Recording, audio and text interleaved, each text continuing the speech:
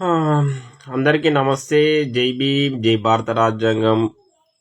చాలా రోజుల తర్వాత మీ జురు సుధాకర్ యాదవ్ లైవ్లోకి వచ్చిన ఫేస్బుక్లోకి కొన్ని విషయాల గురించి ఈ మధ్య జరిగిన కొన్ని విషయాల గురించి మాట్లాడదామని వచ్చిన. ఏంటంటే కేవీఆర్ రెడ్డి అని ఆయన పవన్ కళ్యాణ్ మీద, హిందూ మతం మీద, మరి ఏదో మొత్తం మీద ఆంధ్ర ప్రభుత్వం మీద ఏదో చేస్తే, ఏదో ఆయన యూట్యూబ్ ఛానల్ ఉందంట. నాకు తెలియదు అసలు ఆయన ఎవరో కూడా నాకు తెలియదు. అయితే చేస్తే వాళ్ళు ఆంధ్ర పోలీసులు వచ్చి తీసుకుపోయారు. ఆయనని తీసుకుపోతే ఇక్కడ మా సోకాల్ యూట్యూబర్స్, ఈ చిన్న చిన్న పెద్ద మేధావులందరూ మాట్లాడుతున్నారు. మంచి విషయమే. అయితే ఆయన గురించి మాట్లాడారు, చాలా మంచిది, మా తెలంగాణ అది ఇది అని బాగానే మాట్లాడుతుర్రు. మరి ఈడ తెలంగాణలో 63 మంది 64 మంది రెడ్డి, కమ్మ, వెల్మ, బాపనోళ్ళు, కోమటోళ్ళు అందరూ ఇంతమంది ఎమ్మెల్యేలు ఉన్నారు. మరి ఇంతమంది ఎమ్మెల్యేలు అగ్రవర్ణ పోలు ఉన్నారు. వాళ్ళు ఎంతమంది ఉన్నా సరే వాళ్ళ లెక్క ప్రకారం 10% వేసుకున్న 119 నియోజకవర్గాలల్లో 10% అంటే గని కావు కదా. మరి గంతమంది ఎమ్మెల్యేలు. దాని గురించి ఈ పోరాటం మరి మీ పోరాటాలు ఎందుకు చేస్తలేరు? ఈ బీసీ, ఎస్సీ, ఎస్టీల రాజ్యాధికారం రావాలి కదా మనకు. మనం ఎంతో మనకంతా, ఎవరి కులం ఎంతో వాళ్ళంతా మరి రావాలి. మరి మీరేం చేస్తున్నారు? ఈ ఆంధ్ర తెలంగాణ లొల్లి ఇదే లొల్లి. ఇక మనకు ఆంధ్ర తెలంగాణ లొల్లి, ఆంధ్ర తెలంగాణ లొల్లి. అరే బాబు, మన ఊర్లో రెడ్డోడు కబ్జా చేస్తే ఆ శ్రీకాకుళంలో విజయనగరం ఉన్న వెల్మోన్కి ఏం సంబంధం నాకు అర్థమైతే లేదు. ఈడ రెడ్డిగాడు కబ్జా చేసిన భూమి, రెడ్డితో మనం కొట్టాడాలా, మనం రాజ్యాధికారం సంపాదించుకోవాలా? లేకపోతే ఈడ వెల్మోన్ కబ్జా చేస్తే కడప జిల్లాలో ఉన్న రెడ్డికి ఏం సంబంధం నాకు అర్థం కాదు. మన పంచాయతీ ఈడున్నోతో కొట్టాడాలి. మన పంచాయతీ మన రాజ్యాధికారం వచ్చినాక అప్పుడు అందరితో కొట్టాడాలి. మన రాజ్యాధికారం ఏమనేది కాదు, మనం వీళ్ళతో కొట్టాడేంది నాకు అర్థం కాదు.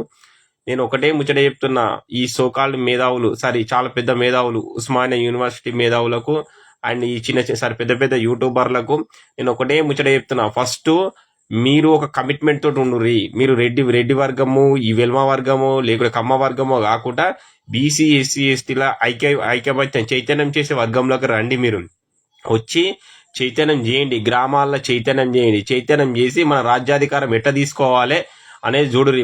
మనం రాజ్యాధికారం తీసుకోవాలి, ఇది మన టార్గెట్ ఉండాలి. తర్వాత అప్పుడు ఈ బార్డర్ పంచాయతీలు వచ్చినప్పుడు ఇటు మహారాష్ట్రతో కొట్లాడతామా, అటు కర్ణాటకతో కొట్లాడతామా, ఇటు ఆంధ్రలతో కొట్లాడతామా, అటు రాయలసీమలతో కొట్లాడతామా, అవన్నీ ఇంకా సిరి పంచాయతీలు. ముందు మన పంచాయతీ ఏంది? రాజ్యాధికారం. ఈ రాజ్యాధికారం ఇది సర్వ సమస్యలకు పరిష్కారం రాజ్యాధికారం ఒకటే. కాబట్టి ముందు మన రాజ్యాధికారం తీసుకోవాలి. ఈ మధ్య ఇంకొక యూట్యూబర్ ఒక లైవ్ వచ్చి ఆమె తెలంగాణలో వీళ్ళ విగ్రహం పెట్టాలా, వాళ్ళు వచ్చి వీళ్ళ విగ్రహం పెట్టాలా, వాళ్ళ విగ్రహం పెట్టాలా, విగ్రహాలలో పంచాయతీ ఒకటి. విగ్రహాలు వాళ్ళ విగ్రహాలు వీళ్ళ విగ్రహాలు పెట్టుడు మంచిదే.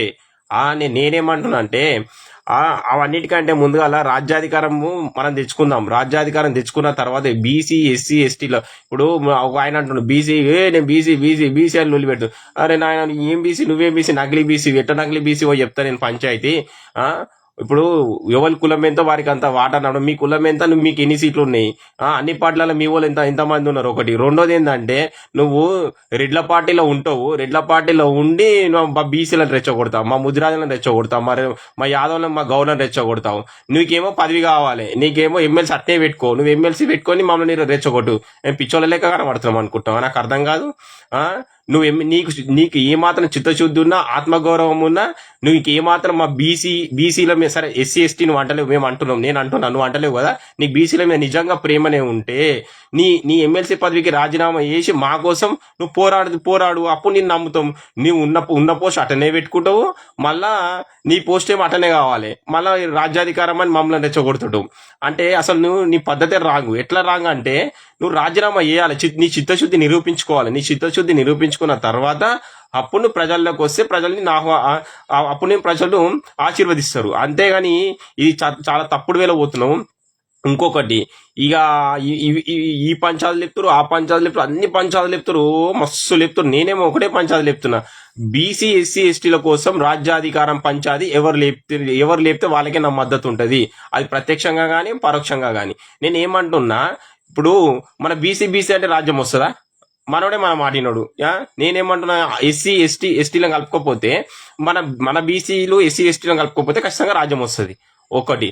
రెండోది నేను ఏమంటున్నా అంటే, ఇక ఇవాళ భువనగిరిలో బీసీ మీటింగ్ అని పెట్టిరు. అది బీసీ మీటింగ్ అసలే కాదు, అది పెద్ద తప్పుడు మీటింగు. ఎందుకు తప్పుడు మీటింగ్ నేను పిచ్చ క్లారిటీ తోటి ఉన్నా, నాకున్న క్లారిటీ ఎవరికి లేదు.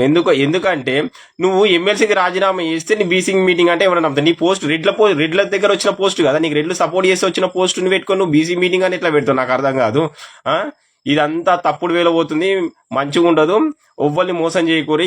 ఇన్ని రోజులు రాయలసీమ వాళ్ళు, ఆంధ్రోళ్ళు మోసం చేసిరు. వాళ్ళంతా మోసం చేస్తే మోసపోయినాం. ఇప్పుడు బీసీ సమాజము మోసపోవడానికి సిద్ధంగా లేదు, ఎస్సీ ఎస్టీ సమాజం అసలు సిద్ధంగా లేదు. నేను ఒకటే మాట చెప్తున్నా, ఎట్టి పరిస్థితుల్లో కూడా ఎవ్వరిని విడిచిపెట్టే లేదు. 4 రోజులు లేట్ అయినా కూడా మీ సంగతి అందరి సంగతి చూస్తా నేను.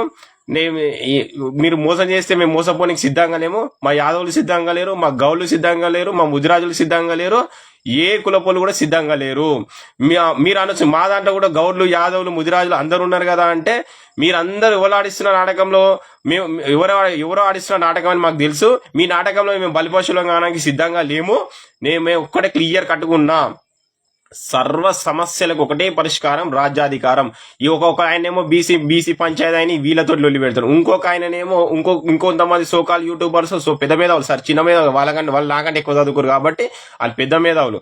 ఆ పెద్ద మేధావులు ఏం ప్రెస్ మీట్లు పెడతారు, ఇది అంటారు, అది అంటారు, మొత్తం ఉత్త పంచాయతీ. ఇక తెలంగాణ అంటారు. అరే వచ్చిందిరా నాయన, తెలంగాణ వచ్చింది ఆల్రెడీ 12 సంవత్సరాలు అవుతుంది. వచ్చిన తెలంగాణ ఎవరి పాలైంది అనేది నా ప్రశ్న.